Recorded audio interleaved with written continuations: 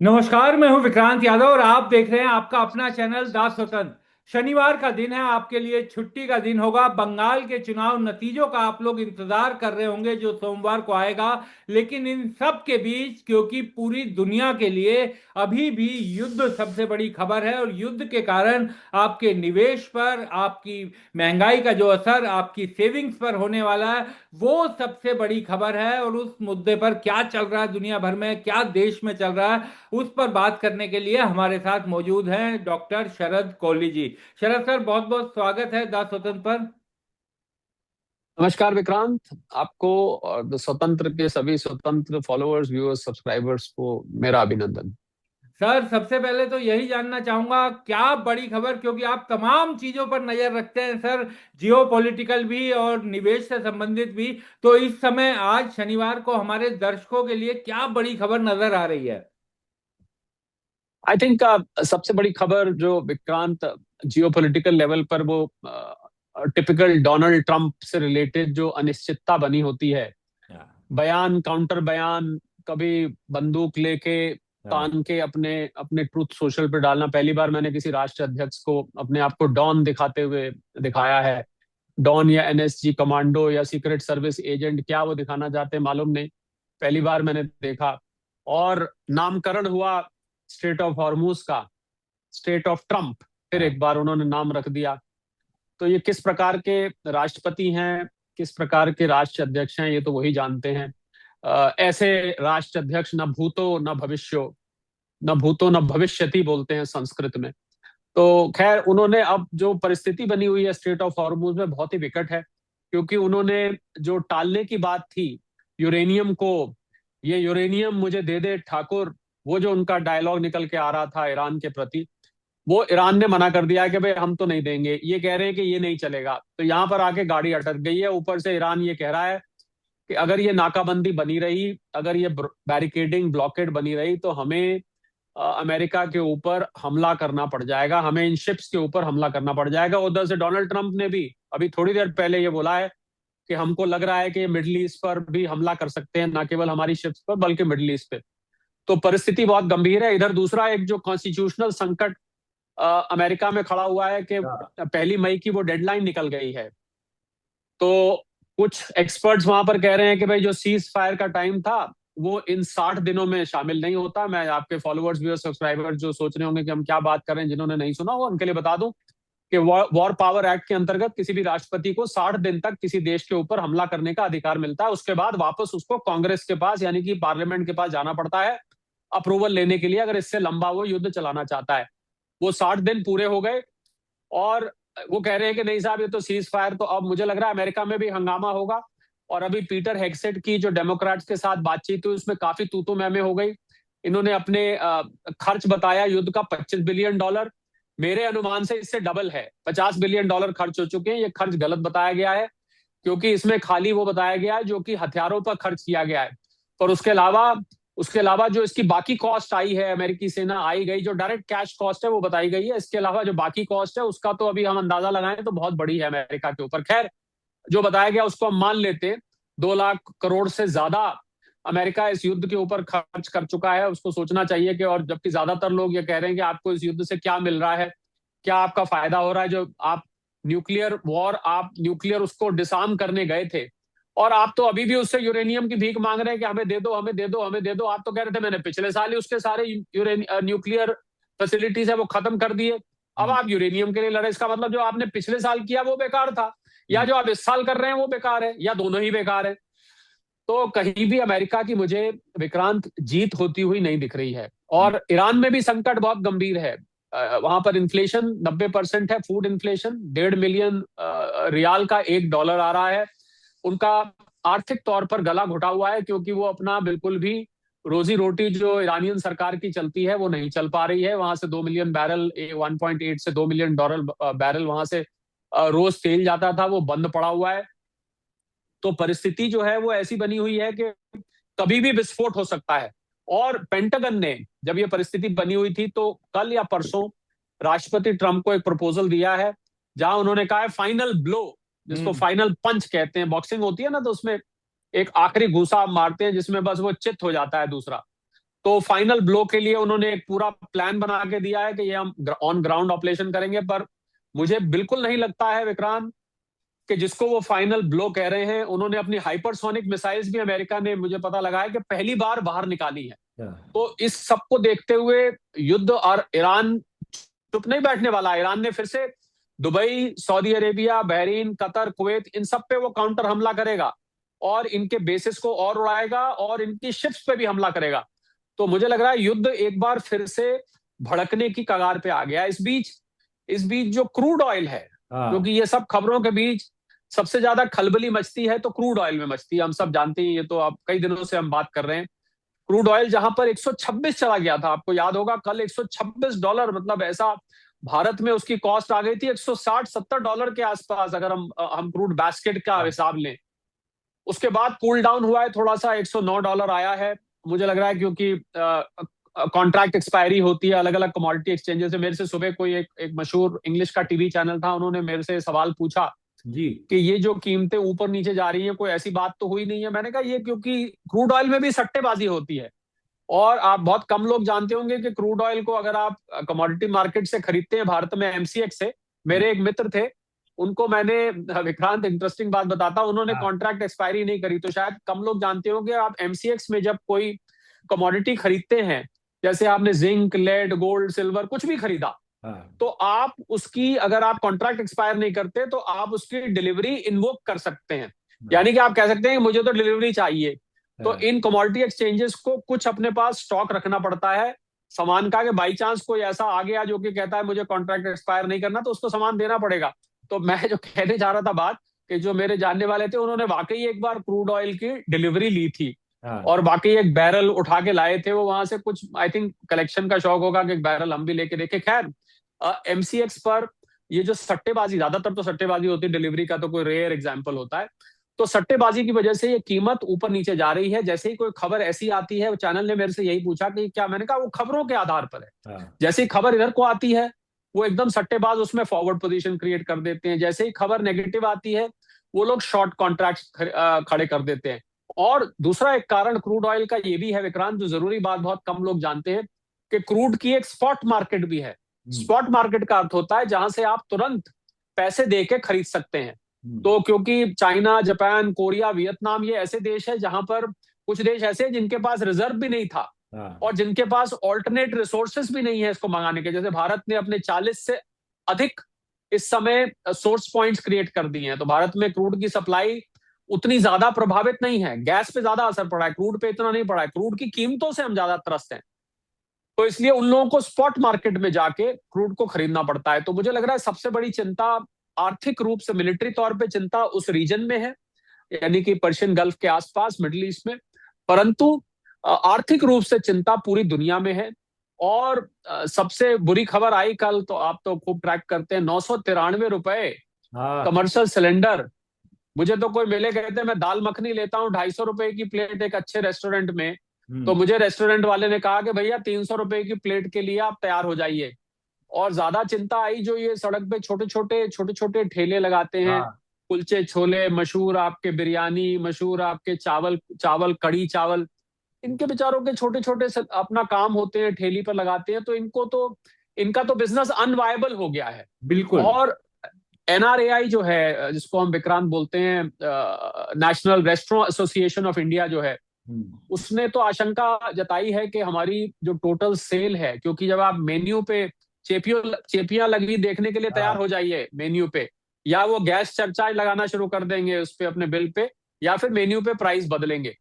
तो उससे क्या होगा कि अगर कोई हफ्ते में 2 बार बाहर खाता है, तो वो हफ्ते में 1 बार कर देगा। अगर आप 15 दिन में 1 बार बाहर खाते हैं, तो आप महीने में 1 बार कर देंगे। Overall footfall, restaurants, caterers, industrial kitchens, suppliers, packaged food के, जहां जहां भी वो नीले रंग का सिलेंडर उपयोग होता है, अनप्रेसिडेंटेड ₹1300, इतनी कभी किसी ने इतनी एक बार में चाल देखी नहीं।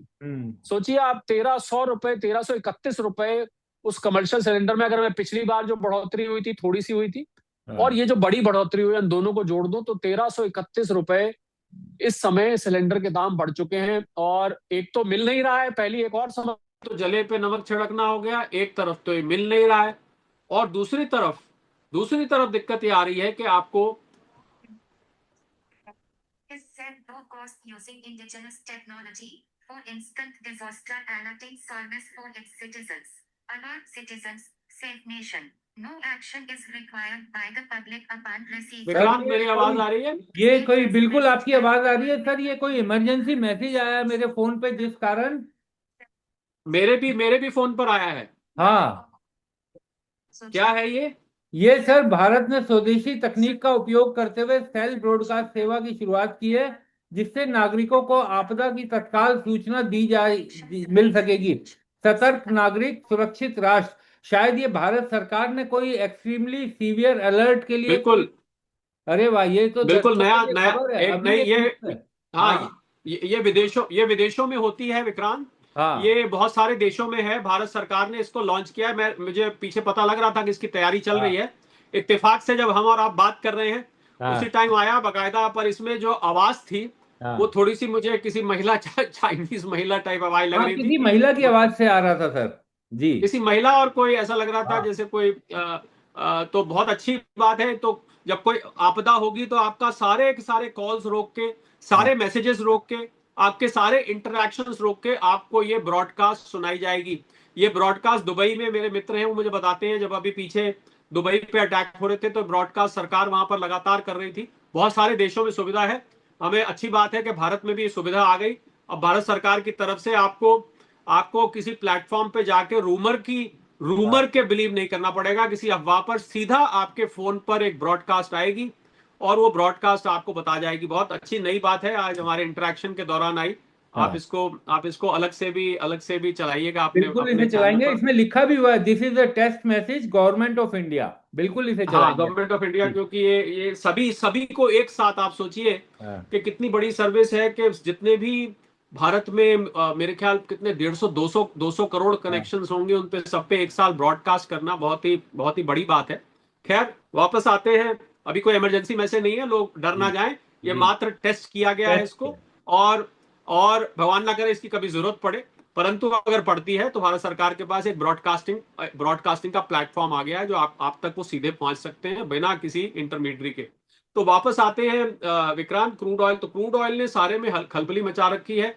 कमर्शियल गैस की हम बात कर रहे थे भारत में, तो बहुत सारे बिजनेसेस अनवायबल हो जाएंगे, क्योंकि आप देखेंगे आने वाले समय में रेस्टोरेंट्स में अगर ये रिवाइज होता है तो फुटफॉल कम होने लगेगा। क्योंकि जब प्राइस बढ़ती है तो उसकी वजह से क्या होगा कि उसकी वजह से उनकी बाकी भी इनपुट कॉस्ट बढ़ेगी, जिस कारण से जो लोग मेरा एक अपना अनुमान है विक्रांत कि करीब 5.5 से 6 लाख करोड़ की इंडस्ट्री है, फूड इंडस्ट्री। भारत जीडीपी का हम लगाएं तो लगभग 2% के आसपास है। और 1 करोड़ आदमी इस इंडस्ट्री में काम करता है, यानी कि 1 करोड़ लोगों को ये एम्प्लॉयमेंट देता है। तो ये जो खाने पीने की इंडस्ट्री है बहुत छोटी इंडस्ट्री नहीं है, ये बहुत बड़े लेवल पर इंडस्ट्री है। तो अब बहुत चिंता में है। जब से बढ़ोतरी हुई है, कुछ रेस्टोरेंट से मेरी बात हुई, और जोमैटो है, स्विगी है, जो लोग खाना मंगाते हैं ऑर्डर देके, सबके लिए सब कुछ महंगा हो जाने वाला है। और क्या हिंदुस्तान यूनिलीवर ने अपने सारे एफएमसीजी प्रोडक्ट्स पर अ, करीब 3 से 5% तक कल कीमतें बढ़ाने की घोषणा शुरू करी है। तो आप देखिए, मैं देख ही रहा था कि हम क्रूड गैस की बात कर रहे हैं, पर आप जो साबुन, तेल, शैम्पू इस्तेमाल हाँ, करते हैं सब चीजें उन महंगी हो गई। तक पे अब असर हो रहा है। खाने पीने की चीजों पर, क्योंकि फर्टिलाइजर यूरिया की कीमत भारत में इंपोर्ट की डबल हो चुकी है, शायद पता होगा आपको, डबल हो चुकी है बिल्कुल। तो किसानी पे यानी कि खाने फूड ग्रेन्स पर असर हो रहा है। मुझे लग रहा है शायद ही कोई विक्रांत जिंदगी का ऐसा पहलू है जहां पर चुपचाप हाँ ये महंगाई असर नहीं कर रही है। तो देखिए युद्ध कहां हो रहा है, और आप जो सिर पे शैम्पू लगा रहे हैं, साबुन लगा रहे हैं, वो युद्ध आपके चेहरे तक आ रहा है, आपके अंदर भी जा रहा है। तो मुझे लग रहा है कि ये यहां से चिंता की बात है। इस चिंता की वजह से आपको मुझे स्टॉक मार्केट्स, जब सोमवार को लॉन्ग वीकेंड में हम चले गए, शेयर मार्केट जब मंडे को खुलेगी, अंटिल अनलेस डोनाल्ड ट्रंप अपने टिपिकल टिपिकल रूप में आके कोई ऐसा कमेंट नहीं दे देते, चलो छोड़ो लड़ाई लड़ाई माफ करो, छोड़ो हम नहीं अब लड़ते वगैरह वगैरह, तो अलग बात है। पर अगर जो परिस्थिति अभी हम बात कर रहे हैं, आज 2 मई, इस समय 12 बजने को है, इस समय जो हम बात कर रहे हैं, तो उससे ऐसा नजर आ रहा है कि मार्केट्स फिर एक बार नीचे को शायद खुल सकती हैं, क्योंकि लड़ाई कब भड़क जाए ये कुछ नहीं कहा जा सकता। हालांकि मैं ये कहना चाहूंगा कि मार्केट पॉजिटिव भी खुल सकती है, क्योंकि क्रूड ऑयल की कीमत जब कल 126 थी तो उस समय मार्केट जिस लेवल पे थी, अब अगर क्रूड ऑयल 109 पे आ गया है, हो सकता है मार्केट ग्रीन में इस खबर को लेके खुल जाए। ऊपर से रुपया प्रेशर में है, ऊपर से फॉरेक्स प्रेशर में, और एक और बड़ी खबर आई जो आप जरूर इसका जिक्र करिएगा विक्रांत। जी। खबर यह आई है कि अमेरिका ने क्या किया है कि दबे पांव स्टेबल कॉइन लॉन्च करने का प्लान बना लिया है, क्योंकि इनको लग रहा था कि इनका डॉलर डूब रहा है। तो उन्होंने $1 के बराबर एक स्टेबल कॉइन, यानी कि ये डिजिटल डॉलर को लॉन्च कर रहे हैं।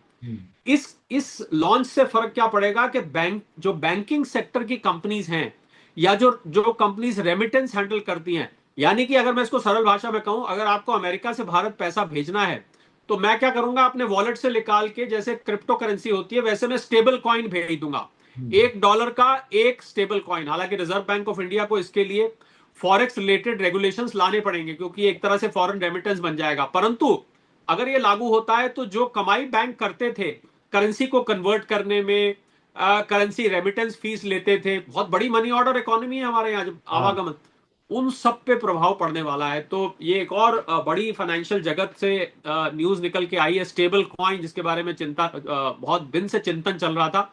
अब $1 के बराबर एक स्टेबल कॉइन होगा, यानी कि जितने का डॉलर होगा उतने का ये स्टेबल कॉइन होगा। और डॉलर को डिजिटलाइज करने की प्रक्रिया शुरू कर दी है अमेरिका ने, कि भाई अब ये डॉलर हमारा डिजिटल होगा, अब हमें नोट छापने की जरूरत नहीं पड़ेगी। जब छापने की बजाय आप स्टेबल कॉइन्स उतने निकालते जाइए और उस हिसाब से वॉलेट में क्रिप्टो करेंसी जैसे चलती है वैसे आप रिमिट करिए। कुल मिला के परिस्थिति बहुत अनिश्चितता के माहौल में खोई हुई है इस समय, अगर मैं कहूं तो। बिल्कुल सर, आपने एकदम सही बात की। एक और चीज मैं आपसे आज जानना चाहता हूं सर, कि एक जो आपने बताया कि जिस तरीके से अब महंगाई एकदम हर चीज में दिखाई देने लगी है, बढ़ने लगी है, गैस के दाम बढ़ गए, पेट्रोल डीजल बढ़ने वाले हैं, तो हर जी। आदमी ये कोशिश कर रहा है कि वो अपनी किसी तरीके से जो उसकी आमदनी है उसमें से कुछ सेविंग कर सके, कुछ कैश अपने पास बचा कर रख सके। और हम लोग ये कहते हैं कि अपने एसआईपी वो लगातार जारी रखें, और अगर इस बीच वो गोल्ड में भी निवेश करते हैं तो उसमें भी निवेश करते रहें। लेकिन माहौल तो ऐसा बन गया है कि हर आदमी ये कोशिश कर रहा है कि इस समय कुछ ना कुछ बचा के रखे, तो वो कहां से सेविंग करे, कहां से पैसा लगाए? देखिए, सेविंग करना तो आपके अपने बजट के ऊपर होगा, क्योंकि मेरा जो सेविंग का मेथड है वो बहुत कठिन है और उससे कुछ लोग असहमति जता सकते हैं। मेरा सेविंग का मेथड तो है कि आपकी जैसे ही कमाई बैंक में आए, सैलरी आए, उसमें से 20% निकाल के अलग कर दीजिए, 80% में गुजारा करिए। तो मेरा मेथड तो थोड़ा टफ है, हर किसी को हो सकता है पसंद ना आए, परंतु लंबे वक्त में मुझे दुआ देने वाला ये मेथड है। अगर आप 80% में गुजारा कर सकते हैं, मान लीजिए आप 1 लाख रुपए महीना कमाते हैं, 50,000 रुपए महीना कमाते हैं, तो 40,000 में गुजारा करना सीख जाइए, 20,000 को एक तरफ रख दीजिए। अगर आप ऐसा करेंगे तो इससे दो फायदे होंगे। एक तो आपका जो अमीर बनने का सपना है या वेल्थ क्रिएशन का सपना है, एक तो आप उसके नजदीक पहुंचेंगे। दूसरा, आप एक इमरजेंसी कॉर्पस भी खड़ी कर देंगे, जो कल को मुसीबत आती है तो आपको मदद करेगा। कोविड में वही लोग झेल पाए आसानी से लॉकडाउन को, विक्रांत, जिनके पास सेविंग्स अच्छी थी। तो मैं, देखिए, इस बात पे थोड़ी सी कंट्रोवर्सी हो सकता है मुझे आपके कमेंट बॉक्स में लोग ट्रोल भी करें, पर मुझे मैं क्षमा मांगते हुए, इसकी ना चिंता करते हुए फिर भी ये कहूंगा, आपके पास सेविंग करने के अलावा कोई चॉइस नहीं है। तो आप 80% में गुजारा करिए, 20% निकाल के एक अलग बैंक अकाउंट में रखिए, उस बैंक अकाउंट का एटीएम फाड़ के फेंक दीजिए, उसका पासवर्ड खो दीजिए, उसकी चेकबुक फाड़ के फेंक दीजिए। क्यों मैं कह रहा हूं? जिससे कि आप उसको छेड़ ना सकें, उस पैसे को इकट्ठा होने दीजिए। आप फाड़ के फेंक दीजिए और एटीएम खो दीजिए, ये इसको लिटरली मत लीजिएगा। इसका अर्थ ये है, भाव अर्थ ये है कि आप उस पैसे को छेड़े नहीं और उस पैसे को इकट्ठा होने दें, फिर उस पैसे से आप आगे निवेश करें। आपने एसआईपी की बात करी, मेरा व्यू पॉइंट बहुत क्लियर है। एसआईपी का मैंने एक नया फुल फॉर्म बनाया है विक्रांत, आप कहें जी तो बताऊं मैं? जी जी। वैसे तो सिस्टमैटिक इन्वेस्टमेंट प्लान होता है, मैंने थोड़ा सा उसमें फेरबदल किया है। सब्र इन्वेस्टमेंट प्लान, एस फॉर, सब्र। मैंने सिस्टमैटिक की जगह सब्र कर दिया। हाँ अगर आप 10-15 साल का सब्र नहीं है हाँ। तो कृपया एसआईपी को बंद कर दीजिए, एसआईपी से निकल जाइए। ये अगर, क्योंकि अगर आप 10-15 साल का नजरिया रख रहे हैं तो थोड़ा हंसी की बात करूंगा, विक्रांत, हाँ अगर 10 साल भी आप एसआईपी रखते हैं उसमें तो 2.5 ट्रम्प आ जाएंगे। हाँ 2.5 ट्रम्प, हाँ 4 साल का 1 ट्रम्प, 8 हाँ साल के 2 ट्रम्प। और 2 साल का आधा ट्रम्प, तो 2.5 ट्रम्प, तो उसमें तो कई कई ट्रम्प आके चले जाएंगे। तो आप, मेरा कहने का मतलब यहां पर ट्रम्प का एग्जाम्पल लेके मैंने इसलिए कहा कि उसमें ऐसी घटनाएं, इस प्रकार के व्यक्ति, ऐसी घटनाएं, ऐसे निर्णय, ऐसे युद्ध, ऐसी बीमारियां, कोविड वगैरह वगैरह, ये सब उस पीरियड में समा जाएंगे। अब देखिए, कोविड को हुए आज 6 साल से ऊपर हो चुके हैं। जब दूसरी वेव आई थी मई में, मुझे याद है अप्रैल मई 2020 की बात है, 2021 की बात है, 5 से 6 साल हो चुके। आपको कोविड जब मैं बोलता हूं तो याद आता है, रोजाना आपको कोविड याद नहीं आता है, मानेंगे आप इस बात को? बिल्कुल सही देखिए, बात।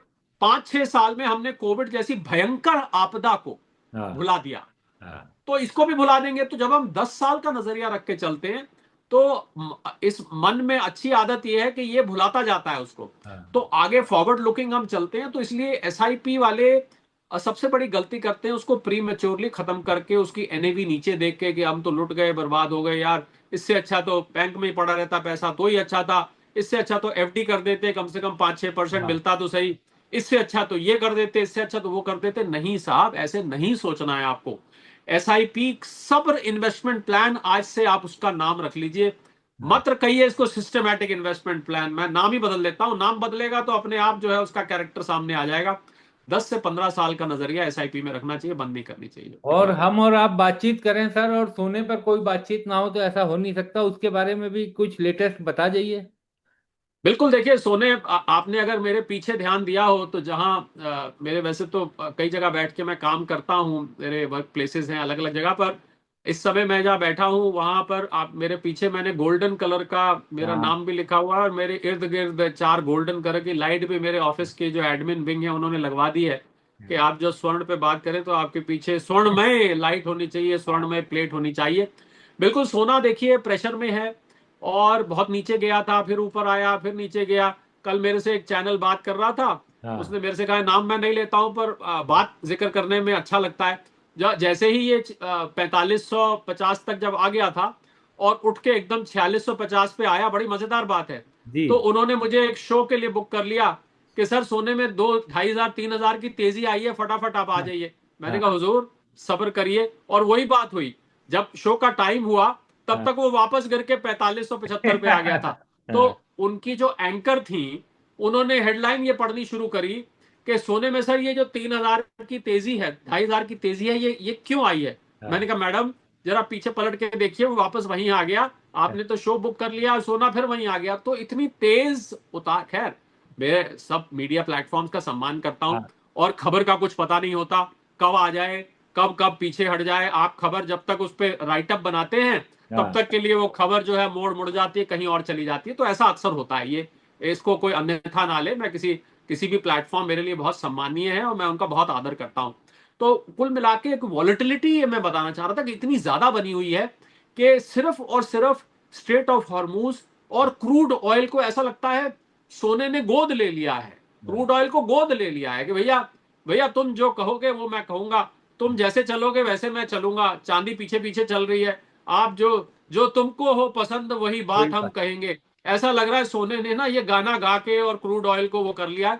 पर मुझे लग रहा है विक्रांत, जो मैंने पहले भी कहा था, दोहराता हूं कि ये रिश्तेदारी को सोना तोड़ेगा, हाँ क्योंकि सोने में जो प्रेशर बन रहा है अंदर से, वो प्रेशर बहुत बहुत ही इंटरेस्टिंग बन रहा है। उसमें बाइंग लगातार आ रही है। अब तो भारत ने भी अपना सोना, आपको पता होगा कि और मंगा लिया है बैंक ऑफ इंग्लैंड से, अपना वहां से और मंगा लिया भारत का। अब सोने का फॉरेक्स में भंडार 16% से ऊपर निकल गया है। पहले पिछले अभी सितंबर में मात्र 13% था। जो $700 बिलियन भारत का फॉरेक्स रिजर्व है, हाँ। उसमें सोने की हिस्सेदारी अब 16% हो चुकी है।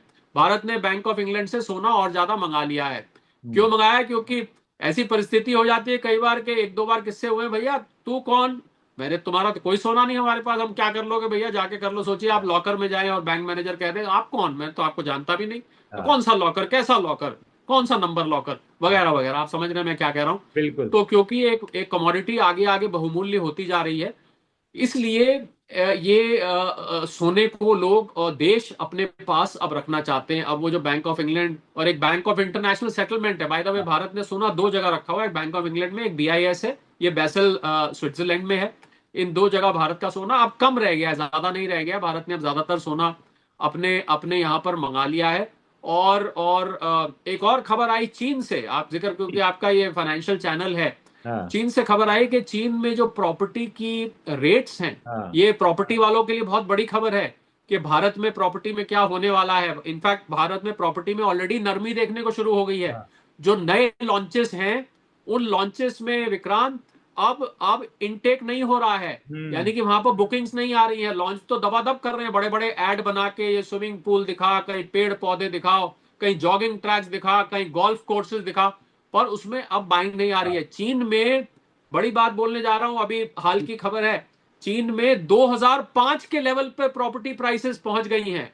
2005 के लेवल पे, सोचिए आज हम 2026 में हैं, यानी कि वहां पर अनसोल्ड इन्वेंट्री इतनी बुरी तरह से बढ़ गई है कि प्रॉपर्टी मार्केट जबरदस्त तरीके से क्रैश कर गई है। तो क्या ये भारत में प्रॉपर्टी मार्केट में आने वाले क्रैश का सूचक है? क्या ये विश्व में एक बड़ी मंदी का सूचक है?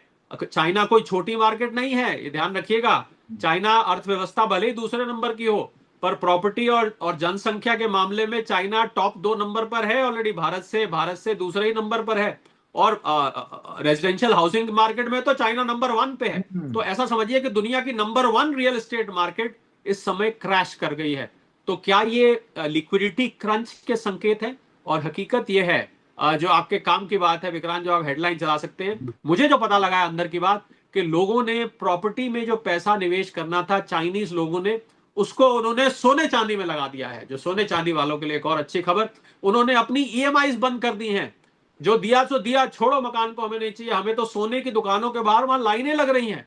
तो ये नौबत आ गई है। तो इसलिए इसलिए प्रॉपर्टी मार्केट में एक क्रैश, मुझे यहां पर करेक्शन दिखाई दे रही है। तो जो लोग प्रॉपर्टी में निवेश करना चाहते हैं उनके लिए मैं आपकी इजाजत से एक अपनी तरफ से सलाह देता हूं। वैसे तो आप पूछते हैं तो मैं देता हूं, आज मैं अपनी तरफ से देता हूं। अगर आप प्रॉपर्टी में निवेश करना चाहते हैं तो आपको जिस तरफ शहर चलता हो उस हाँ तरफ एक लैंड लेके रख लीजिए। शहर भी चलते हैं, हम तो हाँ। चलते हैं, आपने देखा होगा गुजरते, अरे 3 साल बिल्कुल। पहले यहाँ कुछ नहीं था, अब पांच बढ़ता हुआ साल आ पहले गया। भैया यहाँ हाँ यहाँ खेत था, अरे यहाँ तो जंगल होते थे, आज इतने बड़े बड़े मकान बन गए, अरे यहाँ मार्केट बन गई। आपने अक्सर सुना होगा कहते हुए। तो शहर भी चलता है, जिस तरफ शहर चल रहे हो, खासकर टियर 2 टियर 3 सिटीज, उस तरफ एक छोटा सा लैंड का टुकड़ा ड्यू डिलीजेंस पूरी करके और अपनी निगरानी में, देख रेख में उसको रखिए, वो आपको कई गुना रिटर्न दे सकता है। बाकी की प्रॉपर्टी मार्केट पे अब मुझे भरोसा नहीं है। सिर्फ अल्ट्रा रिच के जो अपार्टमेंट्स हैं, जैसे हाँ मैं उदाहरण दूं, गुड़गांव में एक कंपनी ने अपार्टमेंट लॉन्च किए 100 करोड़ के, उससे पहले 200 करोड़ के किए थे। वहां पर डिमांड इलास्टिक होती है, उनको फर्क नहीं पड़ता है, तो वो उसकी डिमांड बनी रहती है, पर वो बहुत ही लिमिटेड सेगमेंट के लिए होती है। और मुझे ये भी पता लगा है वो लोग बाय इनविटेशन बेचते हैं, हाँ यानी कि आपको बुलाएंगे, आप जाके नहीं ले सकते भैया ये कितने का है, कोई फायदा नहीं। हाँ। वो आपका प्रोफाइल चेक करेंगे, आपको इनवाइट करेंगे, तब आप मकान ले सकते हैं। तो प्रॉपर्टी मार्केट में मुझे यहाँ पर सुस्ती दिखाई दे रही है, और ये सुस्ती क्रैश में बदल सकती है अगर हमने चीन का ट्रेंड फॉलो किया तो। बिल्कुल सर, और आज के इस बुलेटिन में तो बहुत सारी जानकारियां दर्शकों को मिली, अलग अलग विषयों की मिली। बहुत बहुत शुक्रिया शरद सर, शनिवार के दिन दर्शकों को इतनी जानकारियां देने के लिए बहुत बहुत शुक्रिया।